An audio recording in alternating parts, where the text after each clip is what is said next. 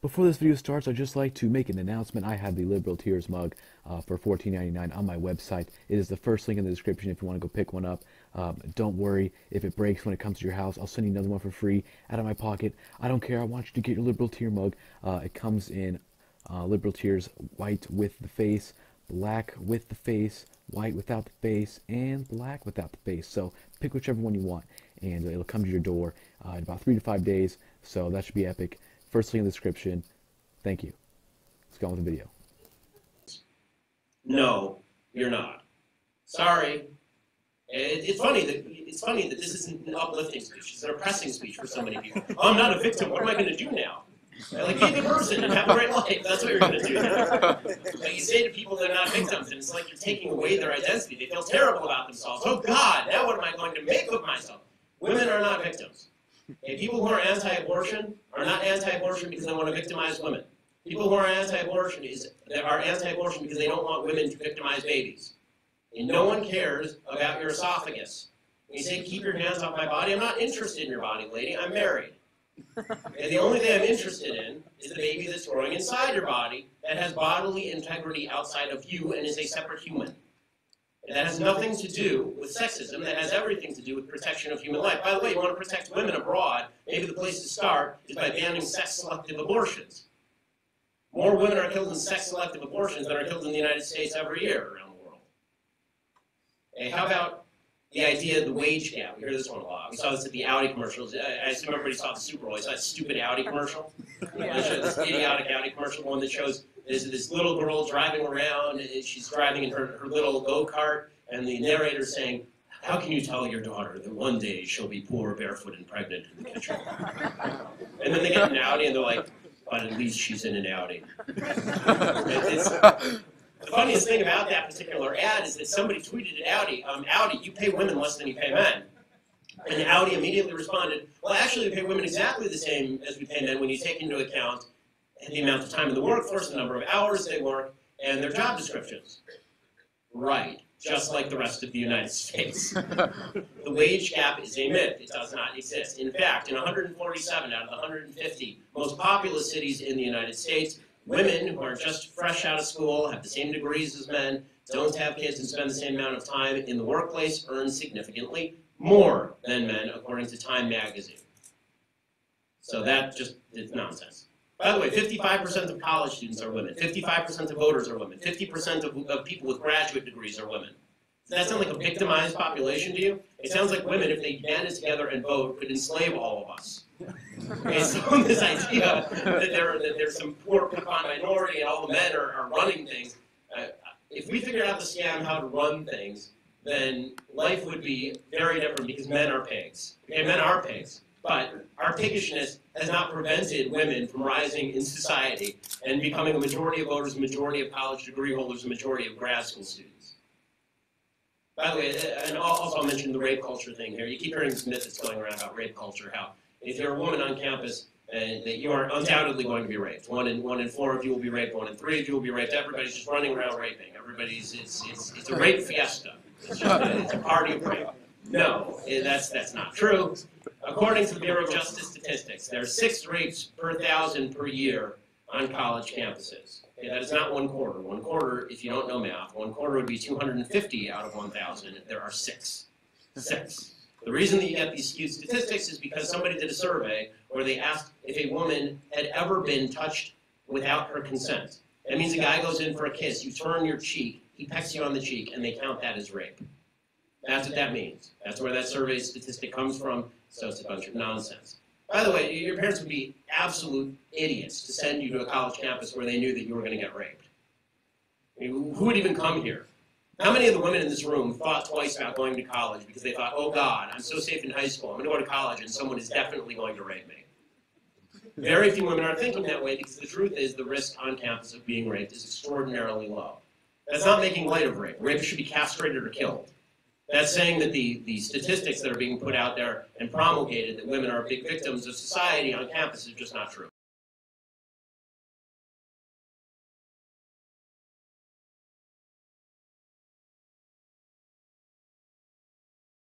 House, I have, I think, over 8,000 volumes. So I read incessantly. As far as outlets, I would recommend that you read as many outlets as you can, because otherwise you end up in a bubble. So I do read Huffington Post, and I read New York Times, and I read WAPO, and I do read Daily Caller, and I check Drudge, and I do, I check a wide variety of outlets because I want to know what everybody's thinking from all different sides, and I think that it's imperative that everybody do that. It's actually one of the reasons why I think it's good that conservatives go to colleges like UCSB, because you're going to come here, and in all likelihood, you're going to get a bunch of lefty professors, and if you're smart, what you're going to do is you're going to go home and read about whether they're right or wrong, and take it not at face value, but with a grain of salt. I think that conservatives who actually do this come out much more politically knowledgeable than people on the left who go to college and just have their views reinforced. That's what happened to me when I was at UCLA. I got more conservative at UCLA. I got much more knowledgeable at UCLA because when you're confronted with ideas that you don't like, sometimes you're convinced, and sometimes you fact check it, and it turns out there's a reason you don't like those ideas. Great. And second part, you live in LA, correct? Yes, I do. Okay, I also live in LA, so I was just wondering, like, do you want to get coffee or something, or just?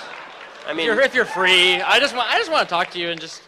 I'm married and flattered, but no. No. But it's. I'm not talking to Milo. I'm happy to. I think what we're gonna do actually is we're gonna build a studio soon for the podcast where we actually allow people to come in like once a month and have people come and sit in the studio, like have a bunch of seats. Great. So if people are up for that, then I think we're gonna do that, and that'd be fun. Sweet. Awesome. Thank you. All right, everybody, great questions. We're going to wrap it up at 8:45, so that's 20 minutes from now. Just try to give your questions more, rapidly, and maybe not like 5 questions, narrow it down to 1. Yeah, we'll keep it to 1 each. How about that? No multi-parts, okay? No cheating. No wishing for more wishes. Thank you for coming out tonight. I have a question. So the freedom of speech is obviously a fundamental right in the United States, but the spread of anti-Semitic and neo-Nazi views have been problematic on many Jewish community centers across the U.S., including several UC campuses and UCSB's campus, which, to be honest, probably some, and including some of the students here tonight. However, these issues have not been talked about on mainstream media. As a Jew, what is your opinion on this issue, and how should fake news and anti-Semitism be handled? Okay, so fake news should be handled by saying that it's fake. But it actually has to be fake. It can't just be you saying fake news. Right? It actually has to be fake. As far as anti-Semitism, the only way to stop anti-Semitism is to call it out. And if there's any state sponsorship of it at all, then you end the state sponsorship of it. I'm always hesitant to suggest that anybody in any audience is participating in anything like that. So without evidence, I'm not going to go along with that, obviously. I think the only way to call out hate and evil is to actually call it out. But it has to be hate and evil. It can't just be ideas you disagree with. Okay, great. Thank you. Hi, Ben. Howdy. Hi. Pure research would go ahead and say that only 37% of millennials, including myself, yes. are actually leaning right. At which point, I want to have this conversation with you about repealing the NFA and 80% lowers ghost guns. De Leon, that's freaking out about. So the big problem is that I noticed, and I'm going to bring out old stuff like a ex-girlfriend, but you had a strong stance on background checks with Piers Morgan and Mark Rubin. And you have people like Cody Wilson coming out talking about 80% lowers and bringing it out. But granted, he's a crypto-anarchist. So my question to you is, how do you feel about that 100% freedom of what the Second Amendment guarantees? Because the argument against it is generally the registration, like car registration. Okay, so first of all, privilege. The Second Amendment does not guarantee absolute freedom to own any weapon you want. You can't own a nuclear weapon in your backyard. I'm sorry to break it to you, but nobody can do that, right? Like there are, as everyone acknowledges this, the NRA acknowledges this, right? There are restrictions on weapons ownership that are not unreasonable, like owning a nuclear weapon. Where you draw the line is another story. The problem that I have with a lot of left policy is that it's not actually designed at lowering the crime rate or stopping violence. It's designed at actually taking guns away from people as a general matter. And so, if there's a lot there in that question. But if the question is about background checks, my biggest objection to background checks is the idea that not the idea that I want criminals to get guns, because I don't. It's that these background checks have been utterly ineffective in stopping crimes. It's not an effective crime-fighting tool. It's just a burden on law-abiding gun owners that doesn't actually achieve anything. We have universal background checks in the state of California. It hasn't stopped gun crime one whit. So, it seems to me that what you actually need is more law-abiding citizens with more guns to shoot the bad people who also have guns. So we would agree on that. Yeah. Exactly.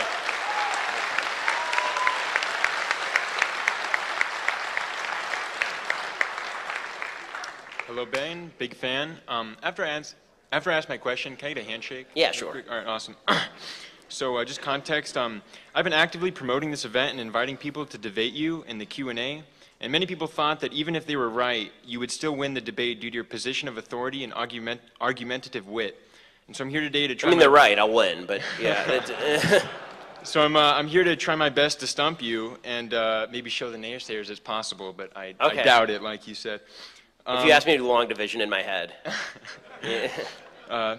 So you state in an article titled, quote, "Why Atheism is Morally Bankrupt," that, quote, "Without God, there is no capacity for free will."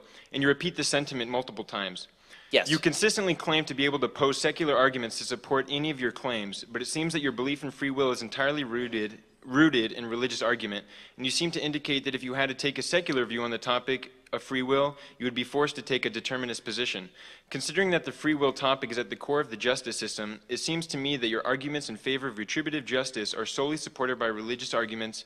Can you pose a secular argument in favor of free will? Sure. I mean, I think that most atheists believe in free will and disagree with my central premise. So if I want to play atheist, I would say that there is a secular argument in favor of free will. As a religious person, I don't think it's a particularly compelling one. So in other words, the point that I'm making here is that you're right. Free will is at the center of the criminal justice system. Yeah. I believe that the argument in favor of free will has to rest on supernatural premises, because otherwise what you're basically saying is that human beings are a combination of their genetics and their environment. And if we just had a giant machine and we could pour all that information into a machine, then I could predict with perfect certainty what you were going to say next.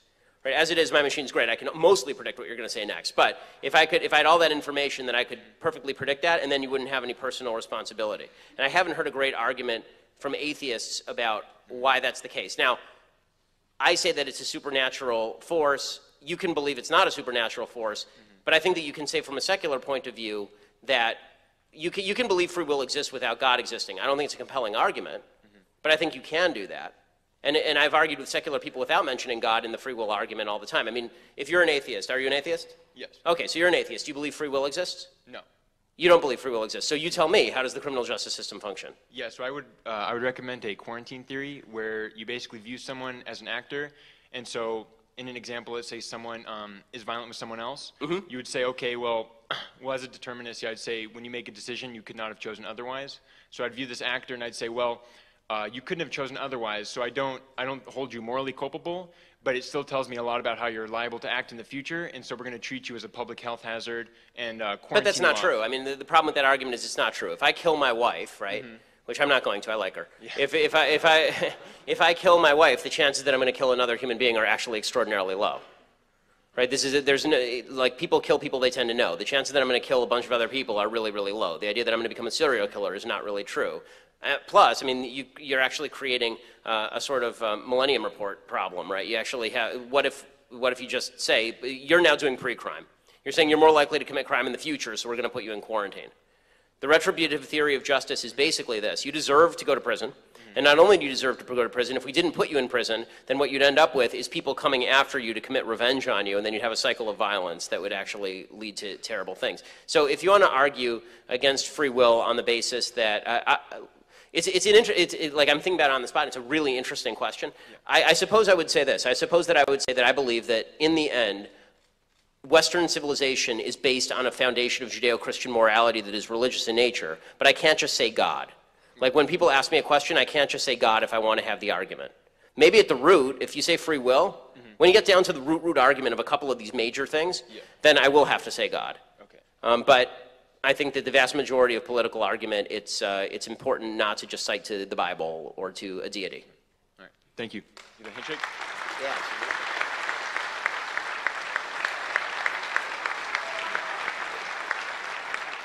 Hi, Ben. Howdy.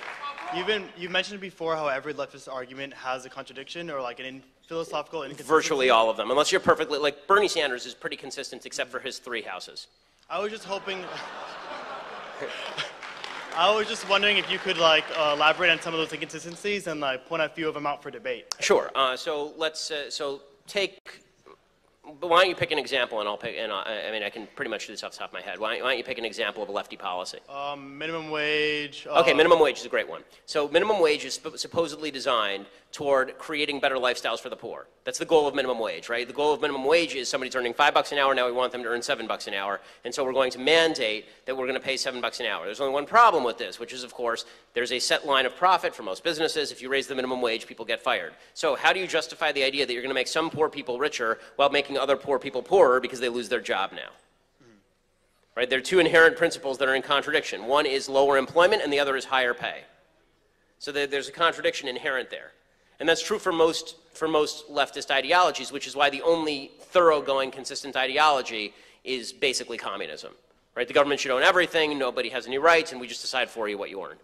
What would you say about immigration in terms of consistency? Okay, so the left was so to take an example, there's a contradiction. There are a bunch of contradictions with regard to. Are you talking about illegal immigration or legal immigration? Illegal immigration. Okay, illegal immigration. So the left suggests that as a society, it's not who we are to admit illegal immigrants. Okay, so the question becomes, are you willing to admit 6 billion people? Because it turns out that like billions and billions of people want to come here. And the left will say no. So the answer is they're not for illegal immigration. They're for legal immigration, they just want it broadened. And even then, they have standards for what immigrants they want to come in. Because the fact is that if the left were to admit 6 billion illegal immigrants, this wouldn't be America anymore. It would be another country, and all the values they like would be gone. So all of their arguments, when you take them to their logical conclusion, don't make a whole hell of a lot of sense unless they're actually willing to take them to the logical conclusion. So it's your job in argument to force them to go all the way to the logical conclusion. So if they say illegal immigration should not be policed in any real way, then the answer should be, okay, what's your standard for how people get in then? Right? Is your standard that everyone gets in? That if you cross the border illegally, you get to stay? Because if that's the case, then we're going to have a really, really populous country really, really quickly. Thank you very much. Thanks. Hey Ben, so Howdy. I got a quick question written down. So in the past, you've expressed disapproval at Twitter's decision to ban Milo Yiannopoulos' Yes. account. Keeping this in mind, do you believe that Simon & Schuster made the correct decision in canceling Yiannopoulos' book deal over his most recent scandal? And do you believe that a company should prioritize their shareholders in making a decision to protect their profits, or should they risk their business endeavors to promote free speech for people like Yiannopoulos? Okay, so I don't think that publishers have an obligation to print everybody's book. As somebody who's submitted many book proposals over many years, I don't think the publishers have an obligation to promote anybody's book if they feel they're going to lose money on it. As far as Twitter claims to be, its own sort of claim is that it's sort of a free speech haven, and so it seems to define its central principles wrongly by banning people. And then so, you know, and let me say for the record that as anybody who has watched me for the past year knows, I am no fan of Milo's. I have not been a fan of Milo's. I find Milo appalling, and I have for well over a year. I've stayed silent on this latest stuff because honestly, you don't kick a guy while he's down. But the fact is that Milo, what's happened with Milo actually says less about Milo than it does about the conservative movement that I find troubling, right? I think that just to give you a few examples of stuff that Milo's done over the past year, in a few weeks ago, he suggested to a Muslim girl in an audience that she shouldn't be wearing a hijab in America. As a guy who wears a funny hat every day of the week, I think that's awful, right? Milo's somebody who said that he called a Jewish journalist from BuzzFeed a thick as, what was it? It was a typical example of a sort of thick as pig shit media Jew. Right? Milo, on the day of my child's birth, sent me a meme of a black baby suggesting my kid was half black because I'm a cuck, because I'm not sufficiently supportive of Donald Trump. He's talked about how the alt-right is this wondrous milieu of intellectual decency and honesty, full of brilliant people, while openly acknowledging that the alt-right actually says that Western civilization and ethnicity are inherently connected, right? He did all of this before all this stuff came down. So my only disappointment on all of this stuff is that, you know, I think that conservatives should have said this is all bad stuff a long time ago. I don't think that it should have taken tape of Yiannopoulos saying that 30-year-olds having sex with 13-year-olds is great in order for people to say this was not great stuff. So if the only standard on the right is, we'll accept anyone who pisses off the left, our only standard is you can't say that it's good for 30-year-olds to have sex with 13-year-olds, I think we can have a little bit higher standards. Thank you.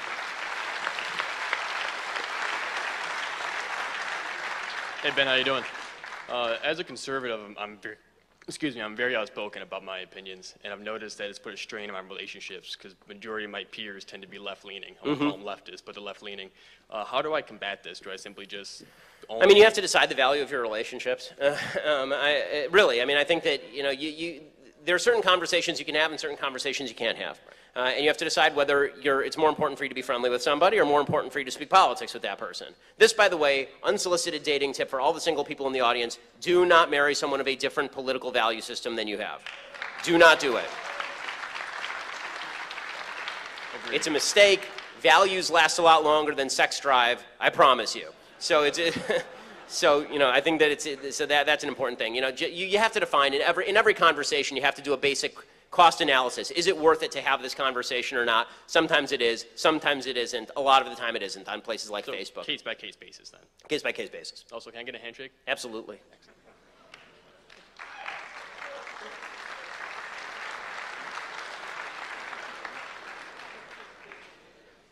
Hi, Ben.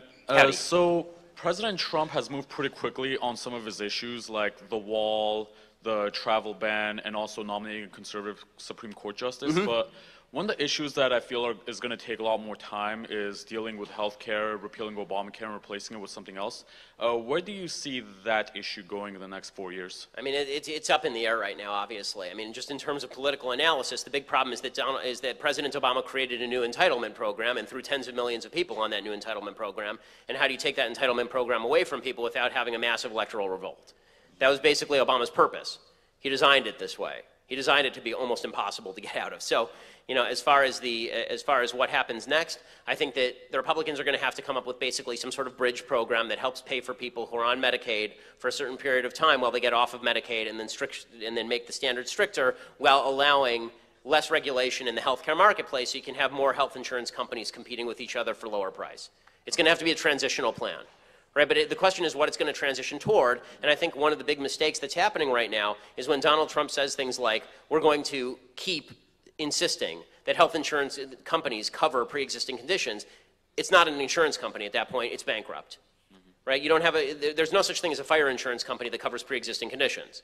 Once your house burns down, you can't buy insurance. Right, if you walk into an insurance company, you say, I have cancer, insure me. That's them saying to you, oh, and then they go, okay, what do you think? You're going to pay $10 a month and they're going to give you $1,000? That's not insurance, right? That's a ripoff. So I think that a lot of these provisions are going to have to go away, but it's going to take a little bit of time because people have been made promises and you don't want to leave everybody out in the cold. Thank you. Thanks. Ben, I drove 2 hours all the way from Pasadena, California. Well, thank you. I appreciate it.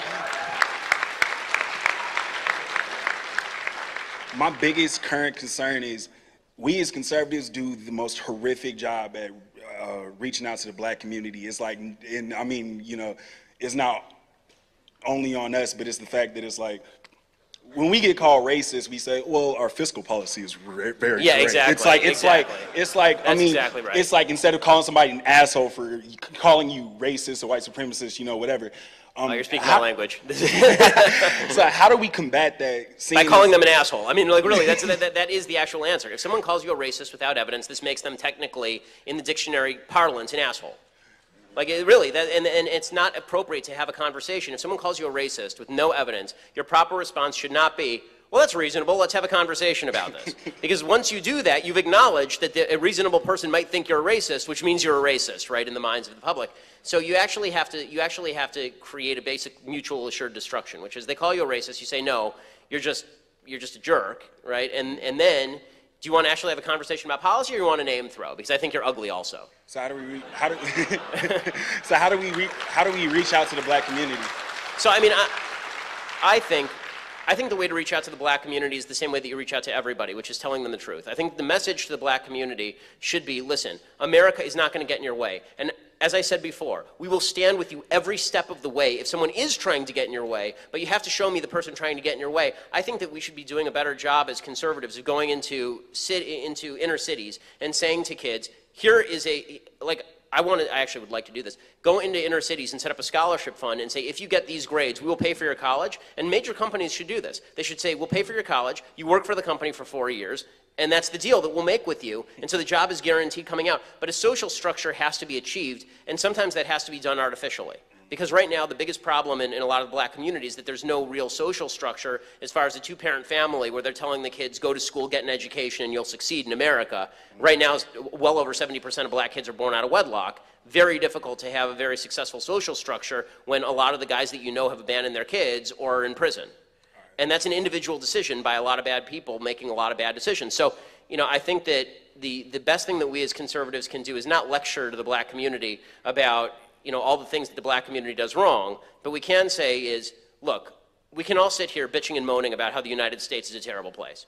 And the Democrats will be happy to do that with you all day. They will. They'll be happy to sit here and bitch and moan and then go to Washington, D.C. and do nothing for you. Nothing for you. But if you actually want to succeed, here's how we're going to succeed. We're going to sit down right now, and I'm going to make with you right now, individually, a success plan for you. And if you stick with this plan every step of the way, I guarantee you that by the time you're 25 years old, you won't be living in a hovel. You're going to be living in a nice apartment in a decent area with a job. I guarantee you that's what's going to happen. It has to be done not on a governmental level, on an individual level. Because here's the thing. We're all either dependent on government or we're dependent on capitalism. And so we have to make people dependent on capitalism again. We have to make people dependent on markets again and on freedom again and not on government again. Can I shake your hand? Absolutely.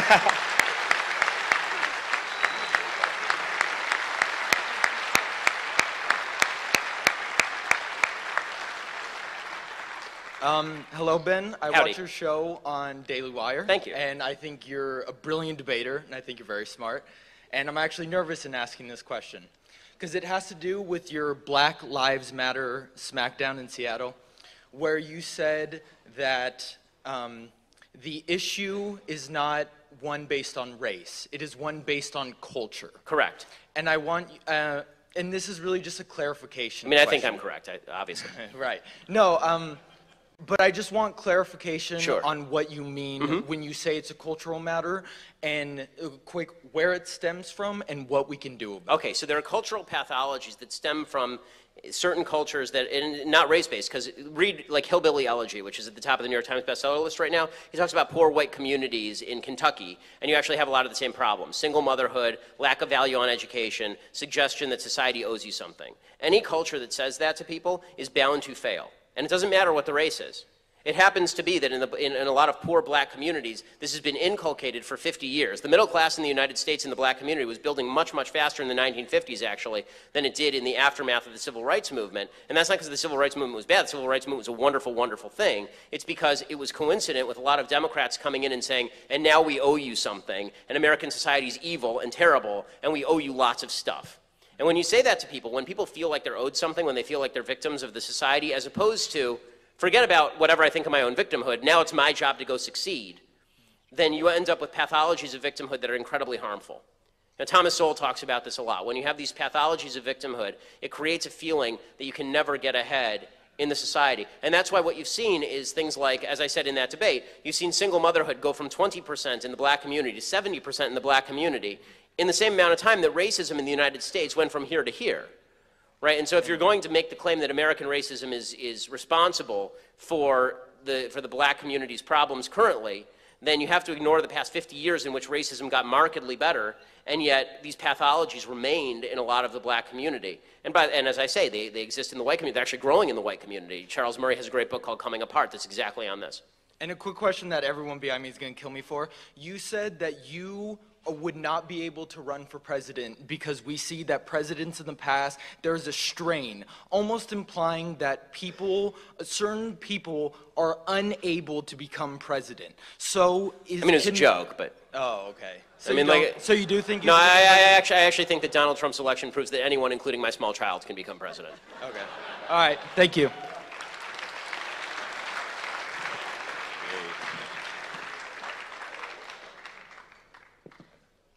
It's okay. He's just standing there and he looked confused. So let's just. Hi Ben, big fan. Yeah. Me and my friends drove from about 3 hours from Huntington Wow. Beach to Well, come thank see you. you. I Yeah, we're all appreciate high schoolers. So I was wondering if you.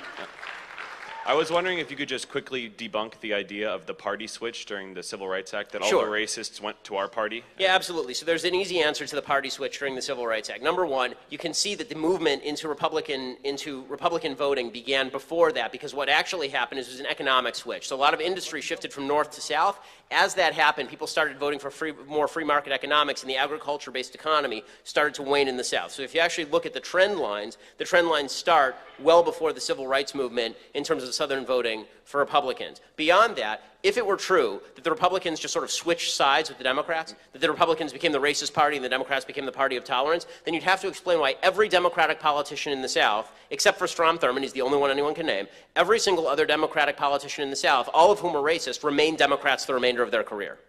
Right? Senator Robert Byrd died as a Democrat. And that's not rare. That's true for all of these politicians. They all stayed Democrat. In fact, right now, a lot of these southern states are seeing Republican governors for like the first time now, and it's 2017. So the idea that the party switched based on racism is really inaccurate. Plus, to suggest that the Democratic Party, the party of Boston, where racism is pretty significant as a factor in American life still, or major cities in the North. I mean, there are a lot of studies that suggest, by the way, that there's more segregation and just as much racism in the American North as there is in the American South. I mean, Gallup they did a poll study of this like a year ago, and they found that levels of racism in the South were basically the same as racism levels in the North. So that really doesn't explain the voting patterns in any really significant way. Also, can I have a handshake and a photo? Well, you're asking for, okay.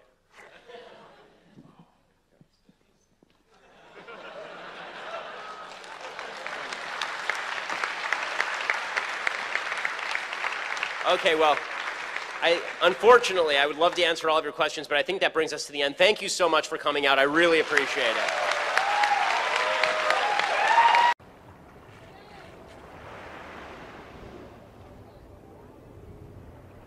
Hello, everyone. Hey, I'm just stopping by to remind you that liberals are insane. Social justice warriors are becoming more violent and triggered than ever before. Anyways, be sure to subscribe to KGP TV on YouTube and have a blessed day. Yeah, man.